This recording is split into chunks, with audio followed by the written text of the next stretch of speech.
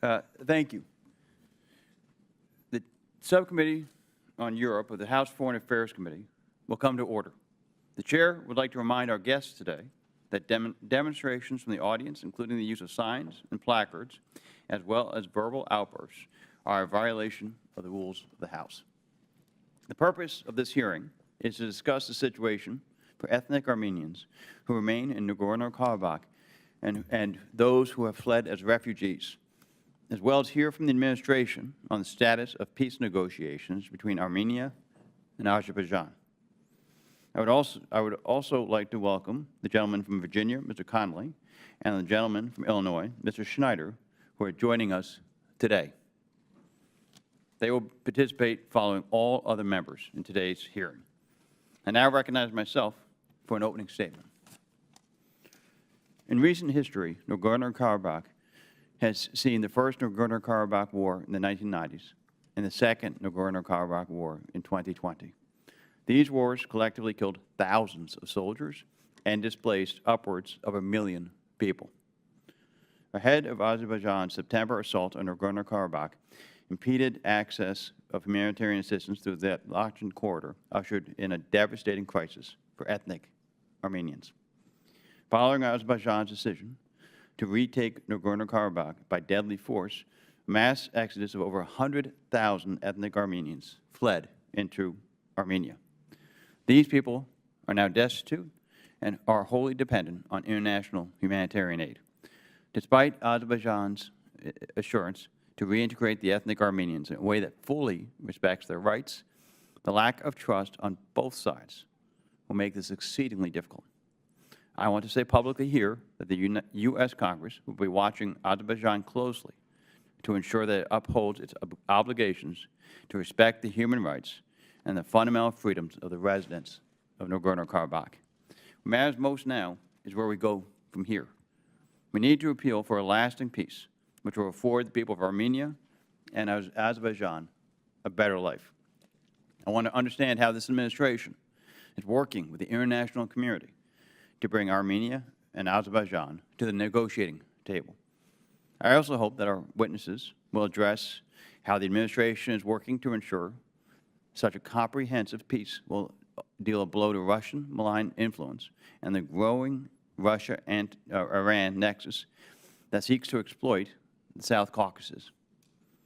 With over 100,000 ethnic Armenians from Nagorno-Karabakh now living as refugees in Armenia, we cannot afford to look away from the region or be distracted by other conflicts proliferating across the globe. I was encouraged to hear Administrator Power's announcement of $11.5 million in assistance following the September 19th escalation.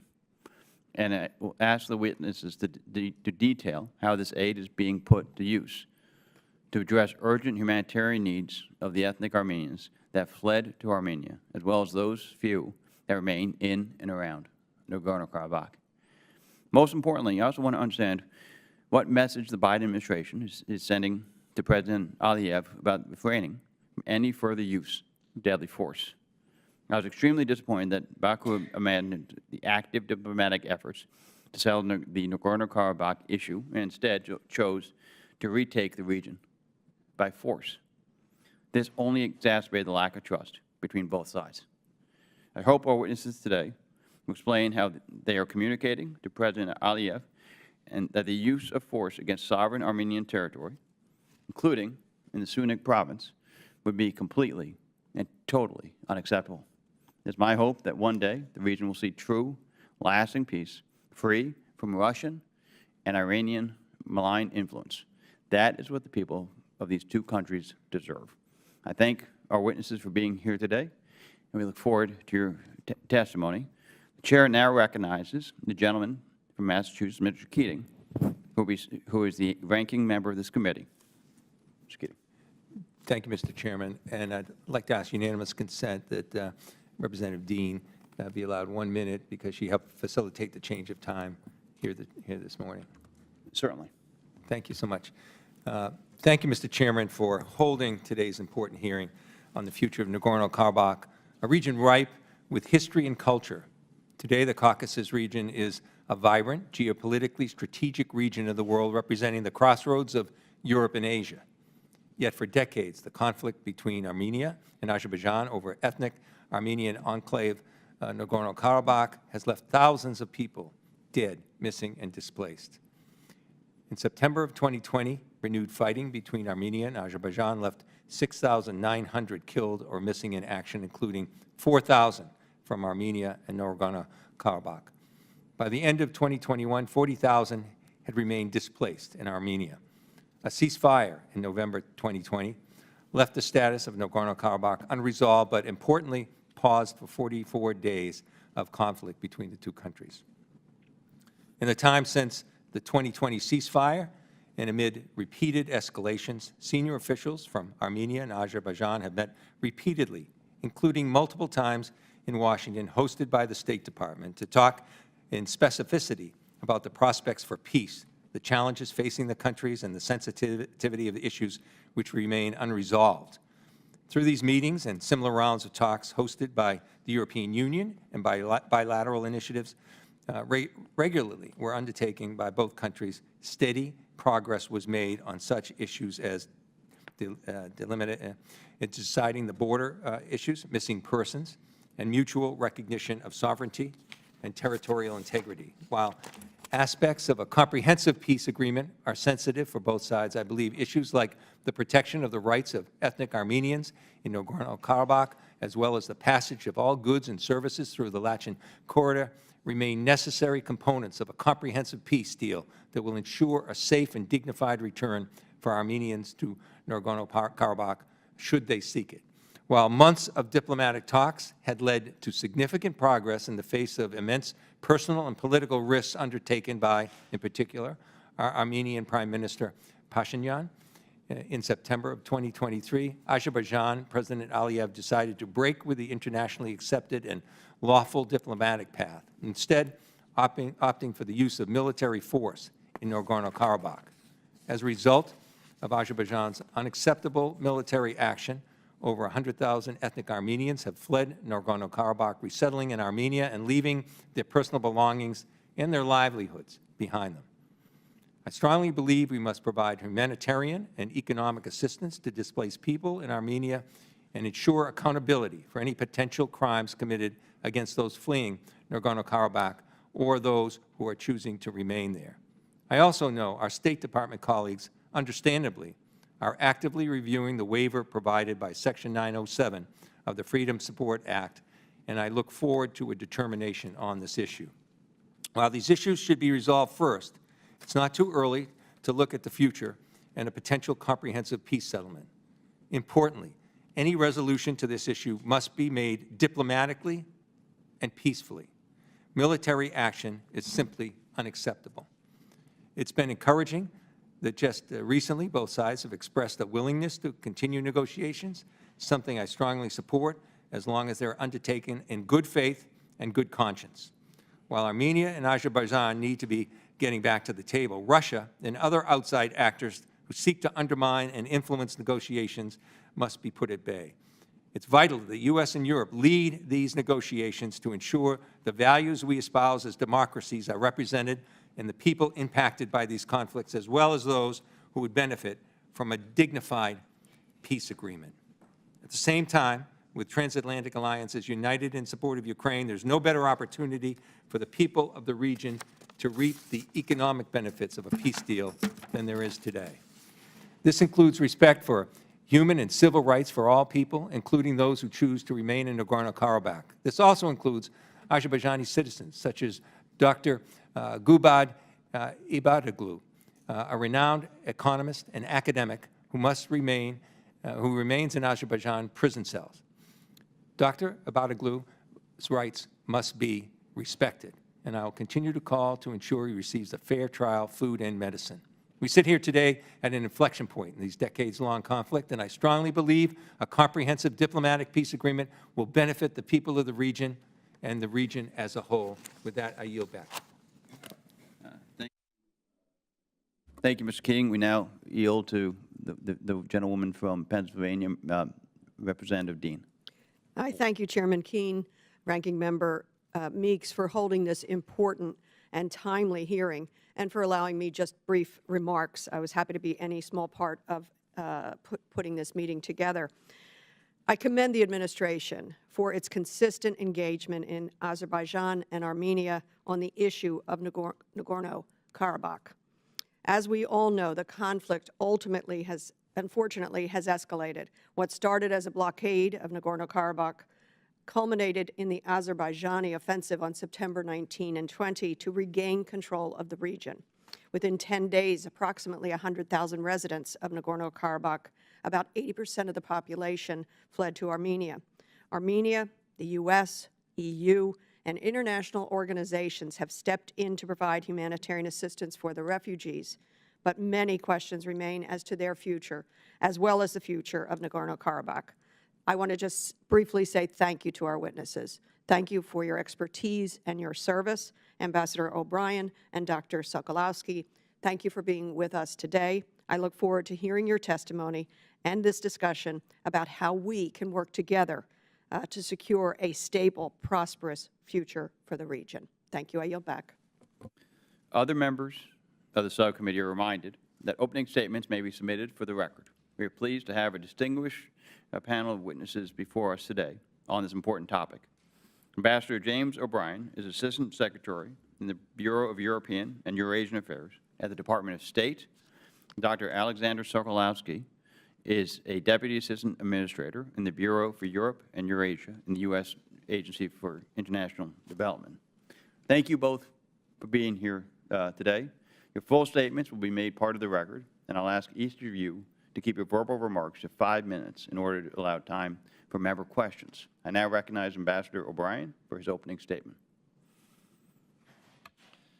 Thank you, Mr. Chairman, Ranking Member Keating, Representative Dean. I think your opening statements have set the context very well. So I'll try to focus my remarks on 3 elements: how we're caring for the people who were uprooted in September, how we are supporting Armenia, and how we are working toward a peace. And I know Dr. Sokolowski will have much to say on the specifics of our assistance toward all 3 goals. This is the legacy of Soviet and Russian involvement in the region, and we have to deal with the consequences of their meddling and role over really centuries, but particularly the last 3 decades. So let me talk first about the people who were uprooted, the 100,000 or so, as you all eloquently noted, and the culture that has moved out of Nagorno-Karabakh, at least temporarily. So we insist on the people having complete access to the territory, on the protection of the property, the protection of the culture, and that the people receive adequate information so that they can make a real choice about their future and know that they have the viable opportunity to return and live well in Nagorno-Karabakh if that's what they choose. I'm encouraged that the UN and ICRC report that they have unimpeded, unrestricted access to Nagorno-Karabakh to verify conditions in the ground, and we're working to be sure that they are able to speak with the refugees inside Armenia so that there's clear and reliable information available to them. So there are 2 things we're doing. One is we want them to have a viable choice, to have the information and the rights they need to make decisions for themselves. As you mentioned, we have already committed substantial money since September 19th to make this possible. I met on Friday with Prime Minister Pashinyan to discuss other steps that we might take to support the refugees and assist the government of Armenia with helping them in their current situation and with whatever choices they might make. And I know Dr. Sokolowski will have more to say about this. I also want to assure the committee that we are developing at the Secretary's order a comprehensive, thorough, and transparent record of what happened, not just on those days, but for the months before. We've commissioned independent investigators. We have our own investigators working in the field. There's information available from international NGOs and other investigators. And as we develop the record of what happened, we will be completely open about what we are finding. I can't put a timeline on this investigation, but we will keep you informed as we go forward. And I'm happy to say more about this. The second thing we are working on is support for Armenia. I've been fortunate to work on issues in Armenia over the last couple of years in my role as the sanctions coordinator at the State Department. I'm very impressed by the government's commitment to reform and to diversifying the relationships that it has, economic, political, energy, and security, particularly in the transatlantic community. And I think we owe it to the people of Armenia to help them through this difficult situation so that those choices they've made very bravely are able to help them have a more secure, stable, and prosperous future. So we're working closely with the European Union on providing an offer of support for Armenia over the next months. When I met with the Prime Minister on Friday, this was the main topic of our conversation, and I think it's critical to a secure, free, and prosperous region that we be supportive of the Armenian people and of the government and the choices that they've made. Third, we are pursuing a peace agreement. The sides have met multiple times. I saw the European Union mediators just this week, spoke with others this morning. They are hosting one of the parties today. The next few weeks will be critical in testing the parties' willingness to go from good intentions to saying yes. Because as we all know, yes is the hardest word to get in a negotiation. So how are we doing that? Well, we are deeply engaged. I think there have been 13 senior-level visits to the capitals, Yerevan and Baku, since September, as well as, and meetings among the parties as well. We're also deeply engaged with our Turkish colleagues as we go forward. We've made clear that nothing will be normal with Azerbaijan after the events of September 19th until we see progress on the peace track. So we've canceled a number of high-level visits, condemned the actions, and you mentioned, Representative Keating, the 907 waiver. We don't anticipate submitting a waiver until such time as we see a real improvement in the situation. All of this is to say we continue to urge peace. Now, why would they make peace now and not before? I think you each pointed to a couple of key elements. One of them is the economic benefit of peace. Central Asian countries are looking for new routes to get their goods to market. Those routes can run through Azerbaijan onto Georgia or down through Armenia to Turkey. We've said no use of force is acceptable. A transit corridor built with the involvement and consent of Armenia can be a tremendous boon to states across the region and to global markets who will receive access to these goods. A transit corridor created some other way by force or with involvement of Iran will, I think, be met with a very strong reaction and will not be a success. That's a simple choice. The other piece I think you've all touched on as well, it's the choice of what political relationships these states want to have in the future. A future that is built around an axis of Russia and Iran as the main participants in security in the region, I think is unstable and undesirable, including for both the governments of Azerbaijan and Armenia. They have the opportunity to make a different decision now, and we're clarifying that. And I anticipate we'll have more senior-level involvement over the weeks to come. Thank you, So with Ambassador that, Bryan. I appreciate the time. And now I recognize Dr. Sokolowski for his opening statement. Thank you. Chairman Kane, Ranking Member Keating, distinguished members of the Subcommittee on Europe, thank you for your invitation to speak today. Can you bring your microphone a little closer, Oh, please? sure. Can you hear me better now? Okay, great. Thank you for your invitation to speak today on USAID's work in the South Caucasus and your support, particularly concerning the humanitarian situation surrounding the crisis in Nagorno-Karabakh and Armenia. I welcome the opportunity both to talk about our work in the region and to hear your perspectives. USAID and our interagency partners have been working diligently to respond to the situation in Nagorno-Karabakh. For months, humanitarian conditions in the territory steadily deteriorated due to the blockage of the Lachin corridor, resulting in critical shortages of food, energy supplies, medical commodities, and other essential goods. Humanitarian conditions in Nagorno-Karabakh further worsened after armed clashes erupted on September 19th. This prompted more than 100,000 people, nearly all of the ethnic Armenians in the territory, to flee Nagorno-Karabakh in less than 2 weeks. Many of these displaced people exhibited symptoms of sustained emotional distress and chronic illness as a result of Azerbaijan's blockage of the Lachin corridor. 4 days after Azerbaijan's military action, USAID Administrator Samantha Power traveled to Armenia to express USAID support for Armenia and for the people of Nagorno-Karabakh, and to oversee U.S. efforts to respond to the immediate needs of the ethnic Armenians fleeing the territory. Administrator Power met with Prime Minister Nikol Pashinyan and underscored USAID's commitment to support the Armenian government in assisting displaced persons arriving in Armenia. The administrator traveled to Armenia's border with Azerbaijan to speak firsthand to ethnic Armenians fleeing Nagorno-Karabakh and with humanitarian organizations working to support the tens of thousands of people arriving each day. Administrator Power also announced the activation of a disaster assistance response team to identify priority response needs and to work with humanitarian partners to provide urgently needed aid. Administrator Power then traveled to Azerbaijan, where she met with President Ilham Aliyev to express the United States' deep concerns with Azerbaijan's use of force in Nagorno-Karabakh, and to press the Azerbaijani government to allow humanitarian access to the territory, to protect Armenian religious and cultural sites, and to take clear steps to give ethnic Armenians the confidence to return safely. Assistant Secretary O'Brien already noted the $11.5 million in assistance announced on September 26th.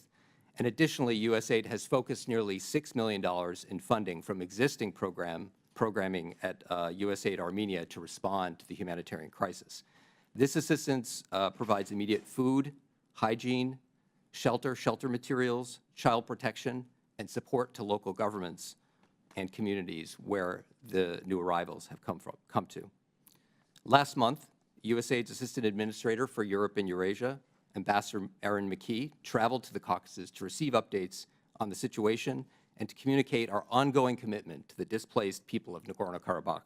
In early October, I also traveled to Armenia to meet with those who had left Nagorno-Karabakh, to consult with Armenian government officials on how we could cooperate further, and to assess USAID's ongoing response efforts. One key takeaway from my trip was the sincere appreciation that displaced persons had for the government of Armenia and the positive assessments of its response so far. As one woman put it to me, we felt alone during the blockage of the Lachen Road, but now we feel that Armenia has welcomed us. In addition to our response to the crisis, USAID has been increasing longer-term development support to Armenia to strengthen Armenia's economic resilience, improve public service provision, and consolidate democratic reforms. In recent weeks, we have deployed teams to Yerevan to explore ways of helping Armenia become more resilient over the longer term, particularly in the governance and in the energy spheres. Thanks to generous support from Congress, USAID has increased its assistance to Armenia by more than 50% since fiscal year 2018. This funding has allowed us to work with the government of Armenia, civil society organizations, and help Armenia foster economic growth, strengthen civic engagement, help diversify its energy supply, and support a more pluralistic, reliable information environment. USAID is also helping Armenia to build economic and trade linkages with Western partners and to increase economic opportunities for women and young people. Lastly, USAID remains committed to promoting peace, stability, and prosperity across the South Caucasus. To that end, we've recently launched regional programs focusing on goals common to all three countries in the region, specifically rural development and natural resources management. Through these cross-border programs, USAID seeks to build partnerships that create the basis for shared prosperity, improved livelihoods, and peace. Thank you again for the opportunity to discuss USAID's priorities and efforts. I look forward to your questions. Thank you, Dr. Sokolowski. And I recognize myself for 5 minutes. As I mentioned in my opening remarks, the U.S. must send a clear message to President Aliyev that the use of force against sovereign Armenian territory, including the province of Sunak, would be completely unacceptable. Ambassador O'Brien, what measures is the administration prepared to use to deter such move by Baku? Is the decision to forego, as you alluded to in your opening comments, a Section 907 waiver for Azerbaijan part of that effort, and what else? What other measures are you taking? Thank you, Mr. Chairman. So we have signaled repeatedly Ambassador Power communications from the Secretary, every high-level contact we've had, that the use of force inside Armenia is completely unacceptable. The authorities in Baku have assured us they have no such intention, and we're monitoring very closely the movement of troops and any indication that they might have plans otherwise. As I indicated, we've told them that there's no chance of business as usual as long as the peace agreement goes unconcluded. So what steps do we take with that? It's two things. One is we have canceled a number of senior level engagements. We do not anticipate submitting a waiver on 907, which enables us to provide some assistance to Azerbaijan. And it is assistance that's meaningful both to them and to us. So this has some effect. And we are noting that the possibility of building a transit corridor hinges on the conclusion of a peace agreement and an agreement with Armenia on working consensually to develop that. So we're putting forth all the elements that we see as important in the relationship in order to see whether we can get a peace agreement concluded now. Okay. Thank you. Ambassador O'Brien, in your written testimony, you said that the State Department is supporting efforts to interview those who fled Nagorno-Karabakh to learn more about what they experienced. What has the State Department learned from these interviews about the living conditions of ethnic Armenians and their treatment during Azerbaijan's offensive? So I don't want to get in front of the conclusions, and I want to maybe offer a little context. My background, I began as a young State Department lawyer where I was one of the informal group at the time to investigate the activities in Bosnia where the phrase ethnic cleansing first came to international attention. This takes some time because we're dealing with a population that had been under enormous stress in the months leading up to the events of September 19th and has been through an extraordinarily difficult time. So we're just beginning to speak with the residents, and it's not just us. We're also, there are other groups that are actively involved. We want to be sure that we're not re-interviewing the same people in a way that it causes them further trauma. So this coordinating effort's taken some time. What we're learning is there was a period of a condition of fear due to the closure of the Lachin corridor in the run-up. That's no surprise to anyone. And so that when Azeri authorities came in forcibly on September 19th, it caused the residents to want to leave.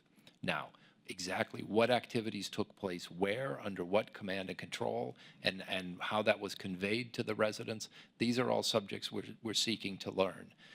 And again, it's not just government officials doing this. We know there has been a report published by Human Rights Watch. The International Crisis Group is publishing results of its interviews. We also anticipate that the Helsinki committees from Norway and Poland will have their own independent reviews. All of those things will coordinate or we will bring together in a report that we think will give us a true picture. But it does take some time as we deal with a population that is still itself analyzing what has happened to it. And Dr. Sokolowski, what more does the international community need to be doing to address the urgent needs of ethnic Armenian refugees now in Armenia? Sure. Thank you very much, Mr. Chairman, for that question.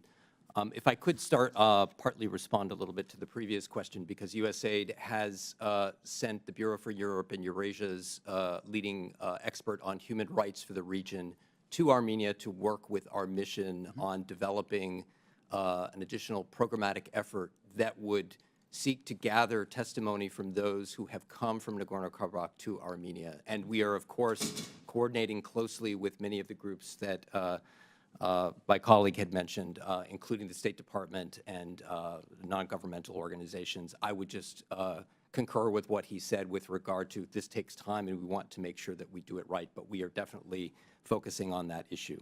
With regard to the second question in terms of understanding the need and if we are meeting the need, I would start with two things. First, we are engaged in a broad and deep conversation with the government of Armenia, particularly with the Ministry of Labor and Social Affairs, which is the lead agency for responding to the new arrivals from Nagorno-Karabakh. to make sure that the needs are being met, and we are helping them and working with them to see what their needs are and responding appropriately. Of course, they are signaling to us areas where they see additional areas for need, and we're in that conversation with them right now. Secondly, I would emphasize the point I made in my testimony that they are receiving strong marks so far. I think many had thought that we were not going to receive this many displaced persons this quickly, but the government of Armenia, I think, showed itself to have shown some foresight and preparation and has been handling it well. However, yes, especially as we go from the medium to the longer term, there's going to have to be some effort made to help integrate these folks into Armenian life. And from my conversations with them, I will end with this, many of them dream of going back to Nagorno-Karabakh, but for right now, they're oriented towards making a life in Armenia, and the government of Armenia is poised to help them do that. Thank you. And I now recognize Ranking Member Keating for any questions that you may have. Thank you, Mr. Chairman. Ambassador O'Brien, you mentioned, you know, the mutual interest in economic prosperity and stability in the region, and you mentioned U.S. interest and European interest as well. One of those areas, there's reports that have indicated that Russia has been using its influence with the post-Soviet states in the region to circumvent U.S. and European sanctions in aid of their war effort in Ukraine. How's the U.S. working with you know, the countries affected, including Armenia, to try and deal with this issue? It's a great question, Representative. So just to focus on Armenia, the government itself has undertaken some very interesting reforms that allow it to track trade with Russia. So in almost real time, they can see which firms are involved in this circumvention trade, and then we're able to take measures to stop that trade. It works remarkably well. We just hosted a technical group here in my old office about 2 weeks ago, and the recent statistics are very encouraging. We can verify these through our own sources.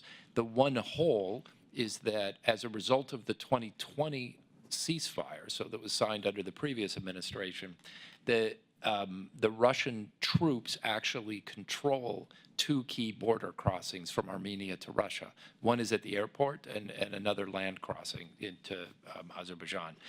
So the government has no control over the goods that flow through those items. It just makes even more urgent the point you made in your statement that we need to find a more stable way for Armenia to govern itself and to have the Russian peacekeepers leave when their 5-year term is up in another year and a half. We can do that only if we are deeply engaged in the terms of the peace agreement that emerge. If we stay out, then Russia continues to control the border. Yeah, thank you for that. My involvement, and I want to really congratulate our State Department. With everything going on in the world, your efforts to focus on this are critical. You know, I think we were at the cusp of an historic peace agreement, something that people never thought could happen. I looked at Northern Ireland in Ireland years ago when people said the divisions are so deep there can be no peace. And the Good Friday Agreement proved that there can be. I viewed this in the same light. And at times of critical historic achievement in terms of peace, leaders have to step forward. I think that, you know, Prime Minister Pashinyan has taken a great deal of criticism, but has stepped forward. And I think he deserves enormous credit for realizing long-term benefits to his country. And I look to President Aliyev, because you referenced him in your discussions initially. How would you categorize their role, their importance, and where we are with those leaders? Because historic change happens through courageous leadership of people in those countries, willing to take internal criticism to do the most beneficial outcomes for their own country. So could you take a few minutes and talk about how do you characterize their roles in the importance of their moving forward on this? Thank you for this, and I think it's the right focus. And also, thank you for the kind words to the State Department. I'm the new guy on this beat, but the team from the Secretary, who's had 3 meetings with the parties, to Lou Bono, the special representative, who's had multiple meetings, Ambassador Yuri Kim, who's traveled out, Ambassador Power. The team has been, I think, very creative and diligent in pursuing this. But it all ultimately turns on what the 2 governments decide and whether the leaders are willing to say yes. And that is by far the most difficult thing to say.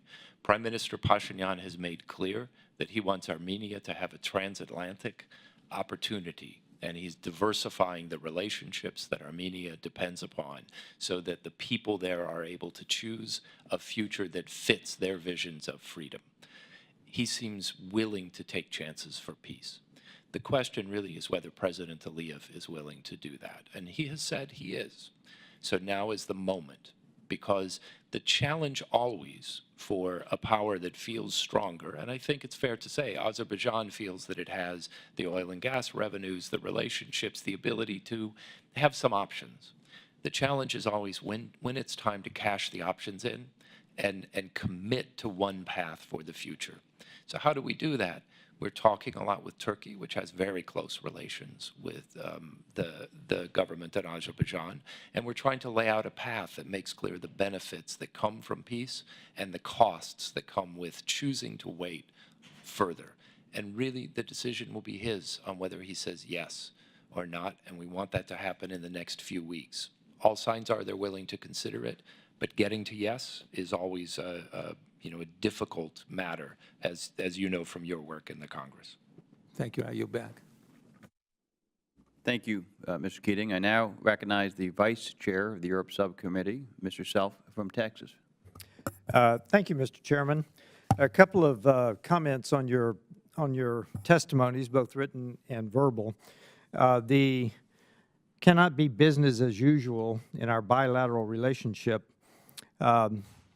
I will tell you, we hear the same language out of the State Department when it comes to Qatar hosting the Hamas leadership, and yet I see no difference in the behavior toward Qatar. I think that this is another attempt to pull a nation out of the Russian orbit, Armenia specifically.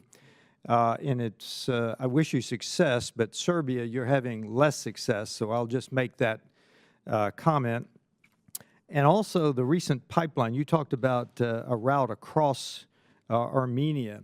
The recent pipeline from Azerbaijan to Turkey bypassed Armenia completely. So it will take a change in approach by both Azerbaijan and Armenia in order to make any route across Armenia. So now, getting to the question, you have not had a Section 907 waiver for the first time in 20 years or so. First of all, 2 questions for you, Ambassador. The first one is, what is the impact on our national security goals? Obviously, countering Iranian smuggling operations. This is a very dangerous part of the world. That's the first one. And second, I would like your opinion on the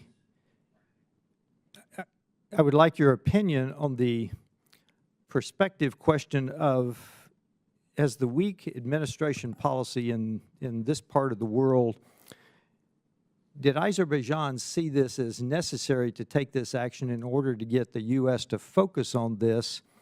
Because this, because your lack of a waiver happened before the September action.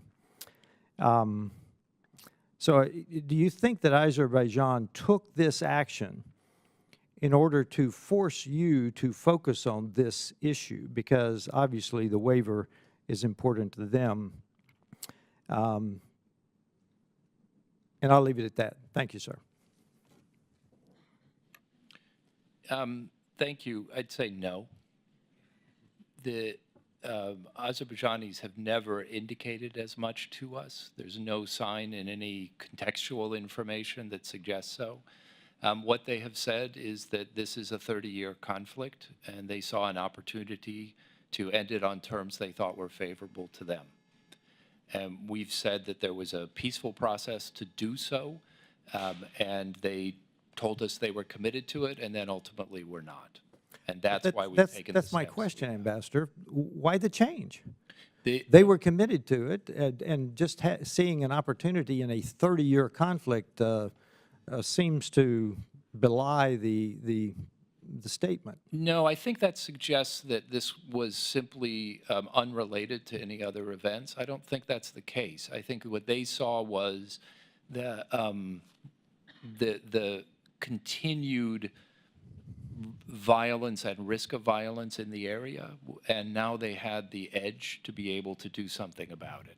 That's independent of their signaling to us. And I just have to say, for as important as this issue has been to Azerbaijani politics for 30 years, the idea that a waiver, which is an important, and I'll address the other question, the waiver is important for addressing sort of very narrow, specific issues. We feel comfortable that there is no damage to our national security right now, but the idea that they would decide an issue that is of fundamental importance to them based upon this slightly different marginal issue just to get our attention, when they had our attention, I don't quite see that that narrative hangs together. Okay, but then in my limited time, then what was the trigger? Simply the continued violence? Because I don't see that as a sufficient trigger to use military action when they're so close Yeah, to resolution. my guess is historians are going to argue about why this week rather than another week for a long time, and I don't think we'll settle it in our limited time. But I think what you're looking at more is a discussion about what the future of the region is and how much it's oriented toward the Black Sea and the transatlantic. And they saw this as an issue that they now had the ability to do something about, and so they did it. And now we are trying to deal with the consequences of that in a way that, as you say, weans the states away from the Russian orbit. Yeah, thank you. Chairman, I yield back. Thank you, Mr. Vice Chairman. I now recognize Ms. Titus from Nevada for 5 minutes. Thank you, Mr. Chairman, and thank you both for being here. I'd like to ask Secretary O'Brien if you would talk some more about Turkey. You mentioned it a couple of times and that we're engaging with Turkey more, but I'd like to hear some more detail about that. We're all familiar with the kind of fraught history between Turkey and Armenia, and we've only just recently, in 2021, recognized officially the genocide. It was at that time the Library of Congress actually started using that term in relation to Turkey and Armenia. In the meantime, Turkey and Azerbaijan have been pretty cozy over the years. So what role will Turkey play in some peace relations? And also, what kind of damage are they causing now? Is there in-use monitoring of weapons that we sell to Turkey or that Turkey gets from us that they may then be using in helping Azerbaijan? I think on the last question, Representative, we do have careful end-use requirements and monitoring. I have never seen an indication of any illegitimate transfer. I'm happy to review that and get back to you. But are you suggesting that you have seen indications of that? It's just an open question. Yeah, so that is as a matter of practice we're very careful about, and particularly with Turkey as a NATO ally, I think those relations are pretty transparent. I think we saw some use of F-16s in previous engagement, but I don't know about now. I'm not familiar with that. Let me try to confirm that. I think that I've never heard. I think the piece with Turkey and its involvement, as you say, they have a very close relationship. And I think there are a few elements that are important here. One is the relationship to Armenia. We're very hopeful that we'll see some opening because Armenia is essentially landlocked, right? Its routes out have to go to the west, have to go through Georgia or Turkey. And so for Turkey to begin opening those apertures, I think is critical for Armenia's future. So we spend a great deal of time discussing that. Now, the relationship with Azerbaijan, I think there are a couple of elements, and I think the government of Turkey is very well able to speak for itself, but I'll say two things that that matter. One is this economic corridor that we're discussing is a road or rail route that would run from really from Central Asia through Azerbaijan and Armenia and then to Turkey. So it's a clear Turkish economic interest to be the end point for this route. And that was an element that was not present in previous peace talks, and we just want to be sure that it's kept central to everyone's calculations. And then finally, to the point that the ranking member and I were discussing, one of the hardest issues for a leader is to know when the moment is to strike a deal rather than to wait for the deal to get better. And that's to some extent an objective calculation, but more often it also depends on your friends telling you when enough is enough. And so having a clear communication with Turkey and a constructive involvement by Turkey in these discussions is incredibly helpful, because President Aliyev will want to know that he's not alone making this decision, but that he's with a longtime partner of his own. And I think that's a role that Turkey can uniquely play. Doctor? I would just add to that the point about the value of including Armenia in this middle corridor route. The ambassador spoke about some of that. USAID has actually worked with the government of Armenia on doing some analytical work and studies of those routes.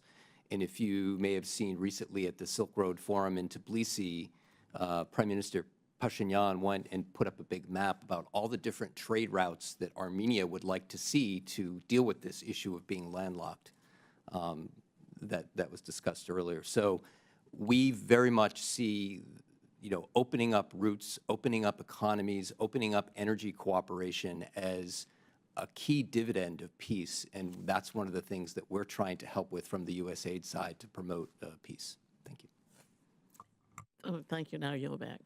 Gentlelady yields back. The gentleman, Mr. Wilson, is recognized. Thank you very much, Chairman Darrell Issa. And indeed, thank both of you for your service. It's so important, more so than ever in our country. And then, Secretary O'Brien, I want this to be perceived as a compliment, but you clearly are the winner of the Speaker Mike Johnson contest, a lookalike contest, okay? So as we proceed, with this in mind, the United States has active and important partnerships. Are you going to let the gentleman respond to that? Well, hey, it's all good. Here. I should be so lucky, Representative No. Wilson. Hey, those glasses give it away right away, okay? The United States has an active and important partnership with both Armenia and Azerbaijan, very significant countries for Caspian Sea and Black Sea prosperity and stability. Armenian Americans and Azerbaijani Americans are very successful, and they have been so appreciated in business and community activities, and leaders all across America. Every part of America has people who we cherish, our Armenian and Azerbaijani Americans. What is the path forward in working with both countries, where the importance of maintaining our strong relationships with both? I'll let Dr. Sokolowski talk to many of the ways we're trying to improve governmental capacity in both countries. But I'll just say you are right that we have important relations with both countries. And that's why the way we are managing this is that we want to see Armenia improve the options it has to represent its people. And we want to work with Azerbaijan as it makes its choices so that human rights there improve, something we comment on regularly, but that our relationship can get back to normal. So as just one example, again, we talk about this transit corridor. There is business to be done in this region. It will add to the prosperity, and we think the reform efforts across the region. So we would love to see this transit corridor happen with the consent and involvement of both states. An attempt to do it unilaterally or with the help of Iran would not be acceptable. And so we're painting a future of how we can grow closer and work more together that way. Hey, we'd look forward to backing you up in every way. Additionally, how would the withholding of Section 907 waiver and stopping security assistance to Azerbaijan impact other national security goals, such as countering the Iranian smuggling operations? So we feel that where the program is in place now, absorbing previous years, that our security is remains protected by where we are with the program. We want to make clear it'd be good to move to a new phase, but that we can't do until we see progress on the peace side. And it's so important to me that we counter the axis of evil, being the regime in Tehran, the Chinese Communist Party, war criminal Putin, and all of this fits together.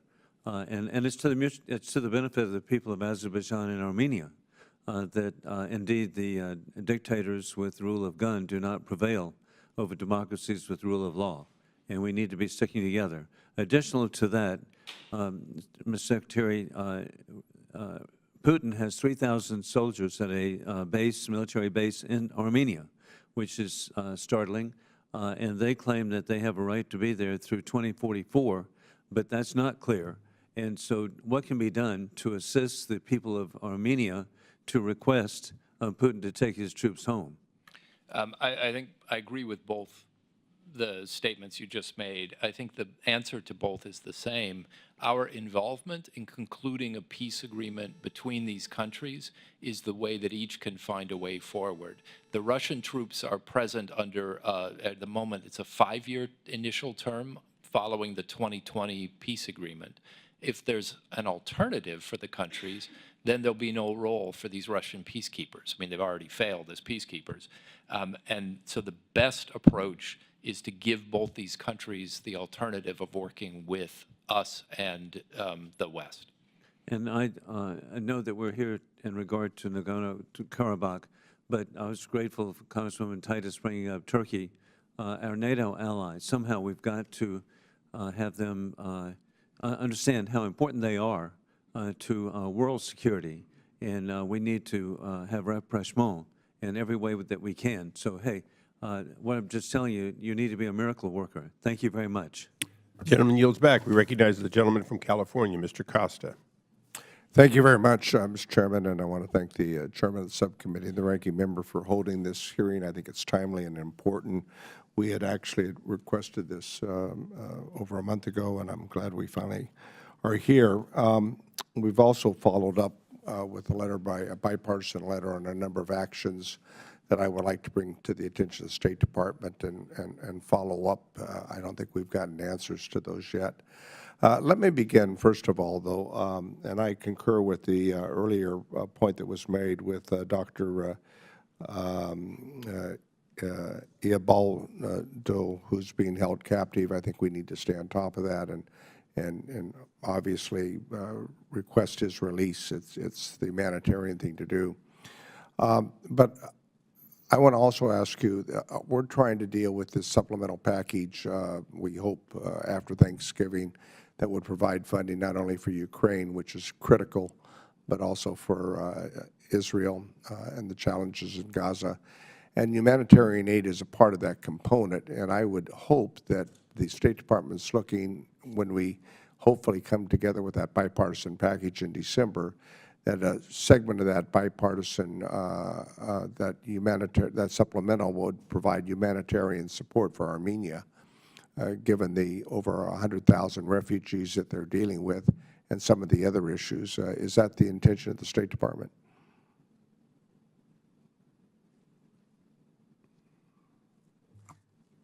I can take a first stab at it.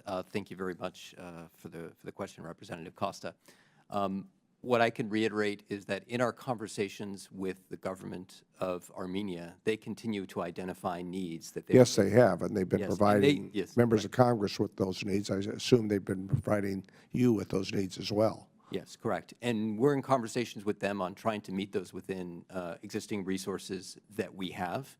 They are handling those to the extent that they can, but yes, I can confirm that they are asking for they've made a additional 6-month support. commitment to these refugees for housing, for medical assistance, and for economic relocation. Let me move on. I I've been listening to this conversation, and maybe I'm misinformed.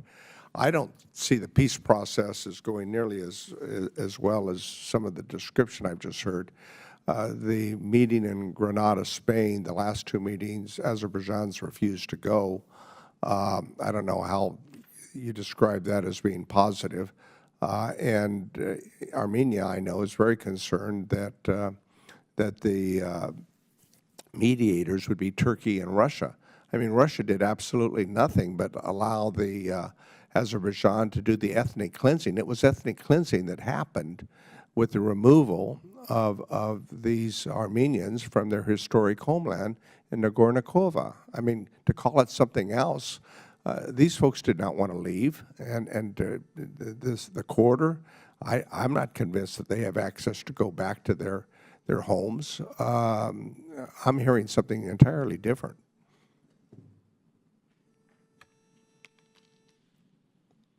You care to comment?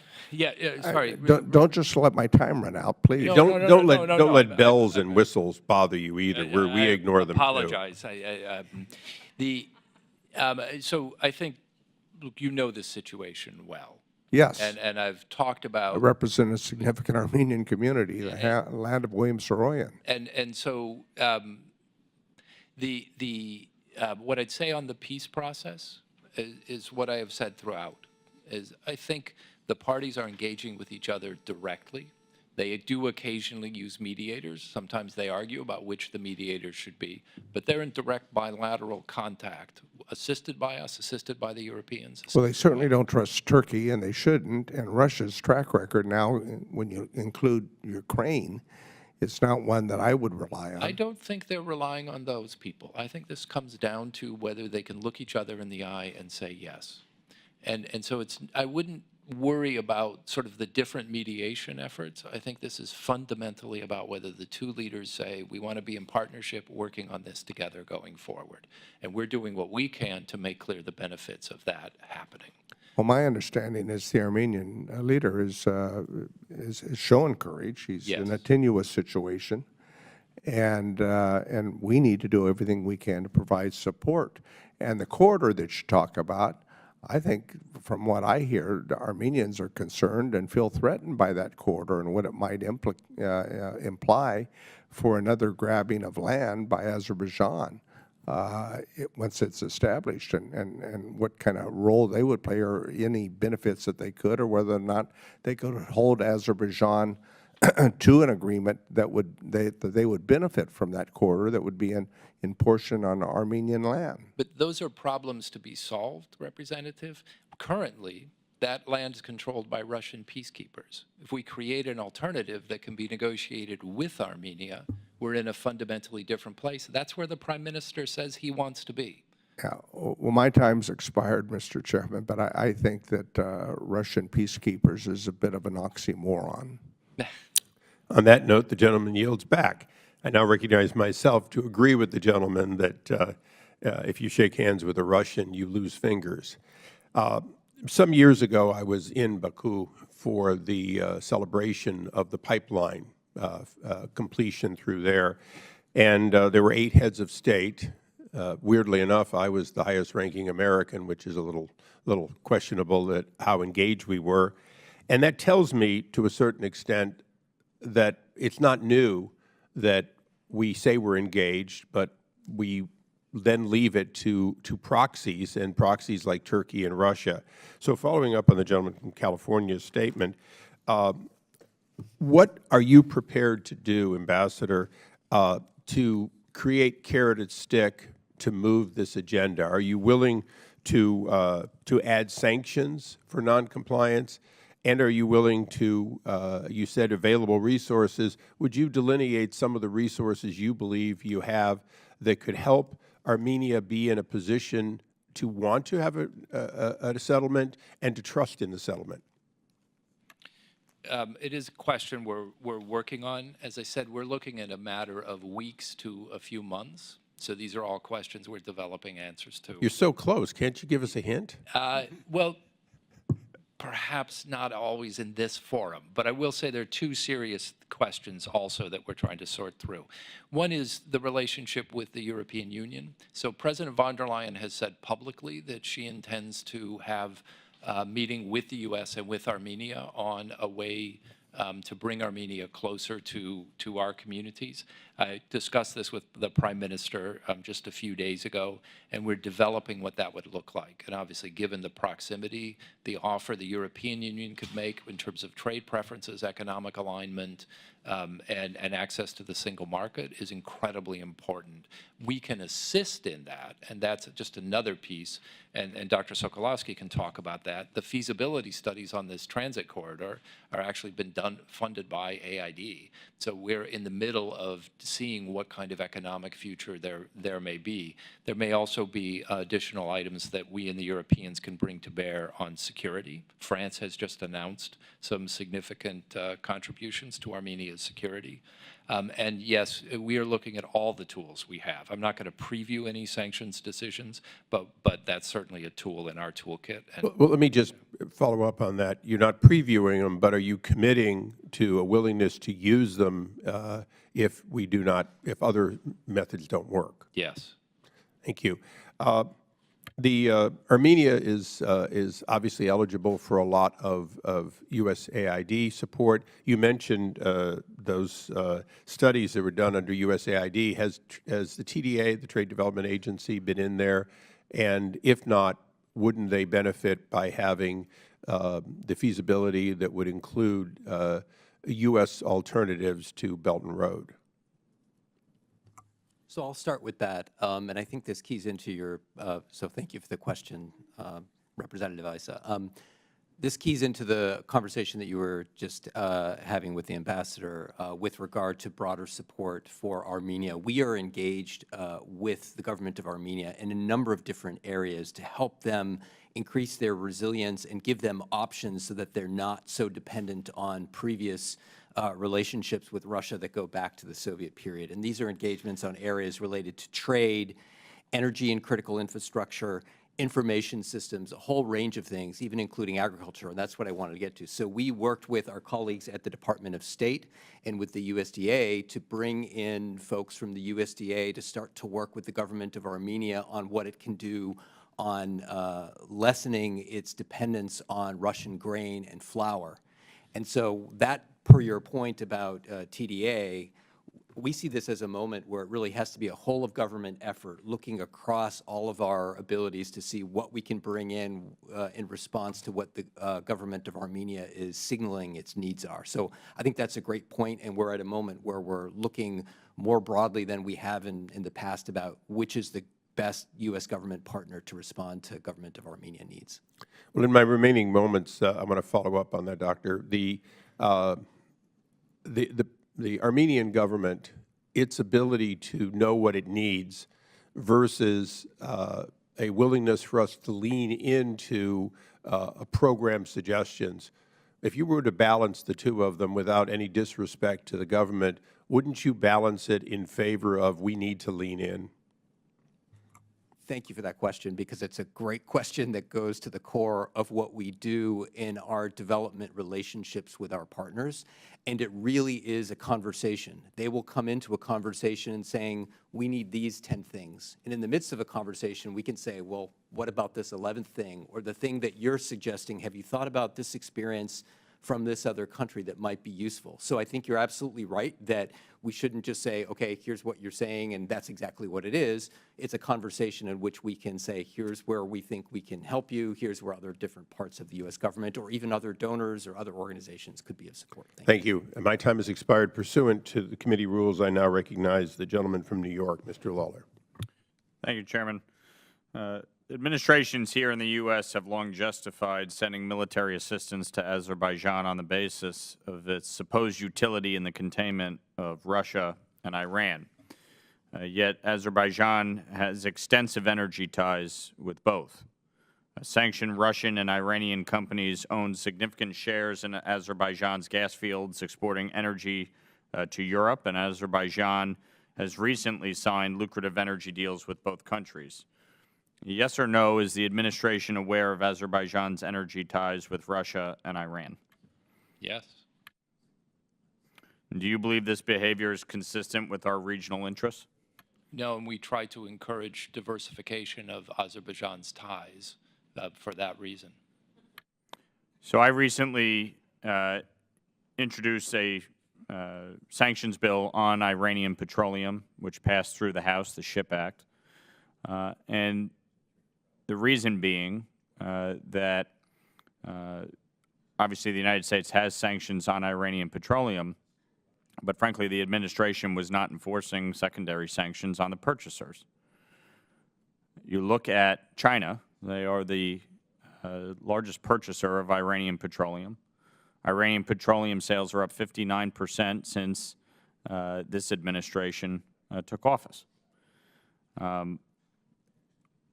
So when you look at what is happening around the globe and the relationship between China, Russia, Iran, and what they are doing to undermine the United States and our allies and our interests around the globe, why would we not try to hold Azerbaijan accountable for the arrangements that they have with both Russia and Iran when it comes to energy? Well, at the risk of separating two subjects you just merged, I think if our concerns with Iran, we should take focus on Iran. And I had some involvement. I mean, we sanctioned a number of Iranian companies that were involved in military support to Russia and a number of companies involved in the Iranian trade. The difficult oil trade, the difficulty we were encountering with both Russia and Iran was the growth of this ghost fleet and, say, ghost services industries. So the way in which we traditionally restrict oil sales is to go after the insurance crew providers, you know, all of those service entities. And ultimately, the ships that carried the oil depended on those services, so they would tend to come into compliance.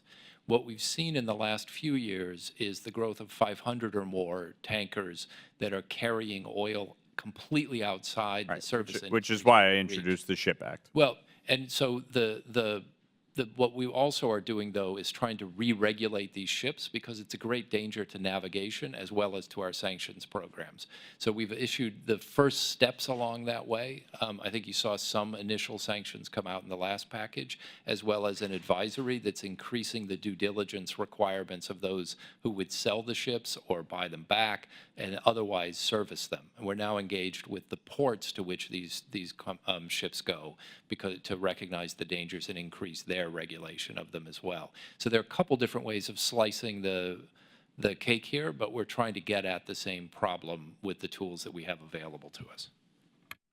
President Biden recently noted that when autocrats don't, quote, pay a price for their aggression, unquote, it only emboldens their behavior.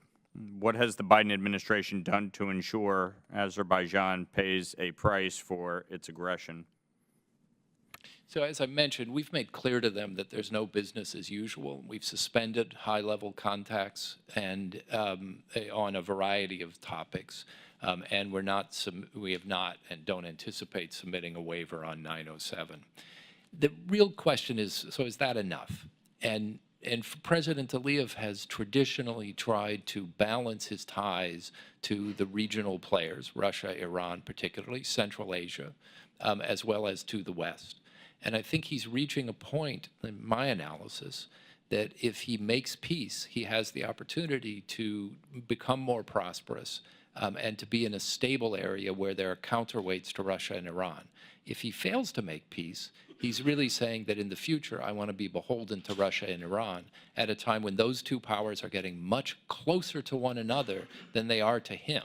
And that puts him in the position of being very much the odd man out in a three-way game. And I think that's not where he should want to head. So we're trying to provide him with the alternative of a better future. Thank you. Yield back. The gentleman yields back. We now recognize the gentleman from Illinois, Mr. Schneider. Thank you, Mr. Chairman, and I want to thank the witnesses. From December of last year to September of this year, Azerbaijan blockaded the Lachin corridor, the only connection between Armenia proper and the ethnic enclave of Nagorno-Karabakh or Artsakh. Many of us here in Congress sent letter after letter after letter and supported resolution after resolution to exert pressure and relieve the humanitarian situation in Nagorno-Karabakh, which had been exacerbated since the 2020 war. It looks like we failed. During September 1920, Azerbaijan launched an offensive that led to the local Armenian authorities agreeing to a ceasefire. Within 10 days of that ceasefire, the ethnic Armenian population of the enclave went from 120,000 to 100,000, with locals leaving in fear or forcibly being expelled. Approximately 300 people died, 220 of them in a fuel depot explosion about which we don't yet know enough of the details. Dozens remain missing. I want the people who chant ceasefire now around the world not to forget Nagorno-Karabakh. That ceasefire ended in an ethnic cleansing, not a multi-ethnic harmony. American relations with Azerbaijan are inherently complicated. Azerbaijan shares our skepticism of Russia and Iran, and the country supports our ally Israel. We can't ignore the strategic opportunities and shared priorities with Azerbaijan. But we must also be firm advocates for our values and the principles of human rights. The tightening of the stranglehold around Nagorno-Karabakh over the years until the ethnic Armenian population was forced to leave was not just about counterterrorism, and it was not just about geopolitics. When we reflect on how this could have possibly happened, I want to share a story that took place in Hungary in 2004. Gurgen Magarian, a lieutenant in the Armenian army, was in Budapest, participating in a 3-month English course as part of NATO's Partnership for Peace program. He was sleeping in his room around 5 a.m. when Gurgen was axed, hacked to death by an Azerbaijani lieutenant, Ramil Safarov, a fellow participant in the very same program. Gurgen received 16 blows to his face, and his head was nearly separated from his body. Safarov was convicted of murder and sentenced to life by a Hungarian court in 2006. Sadly, in 2012, 2 years into Viktor Orban's premiership, Safarov was extradited to Azerbaijan. The killer was greeted as a hero and pardoned by President Aliyev.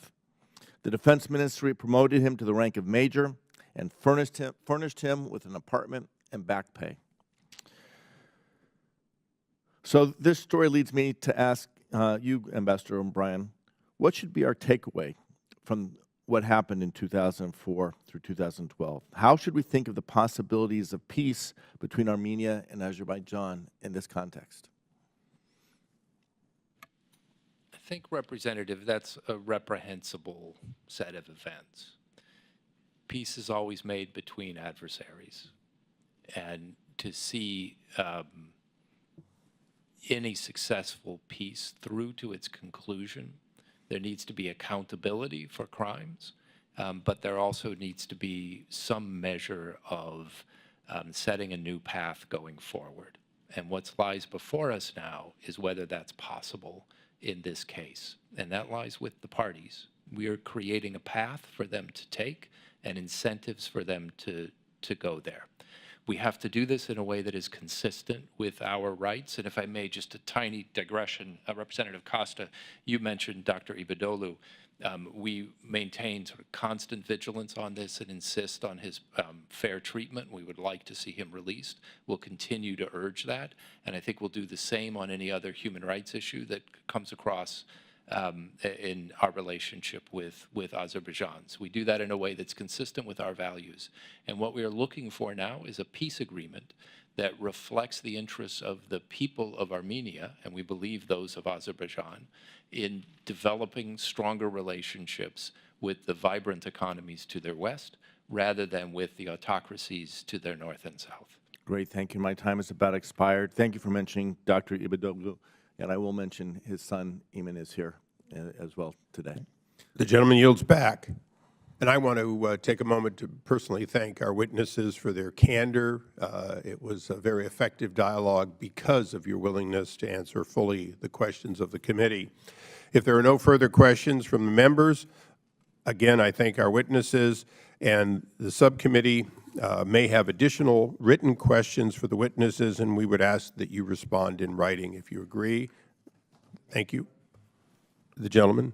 I'd just like to raise a point. One of the other things that we mentioned in the letter that we sent, and of course with the year approaching, it may have to be the following year, but I think the subcommittee should consider taking a CODEL to Armenia and to meet with the officials there. I think It's noted. Hopefully the ambassador will send us the appropriate invitation.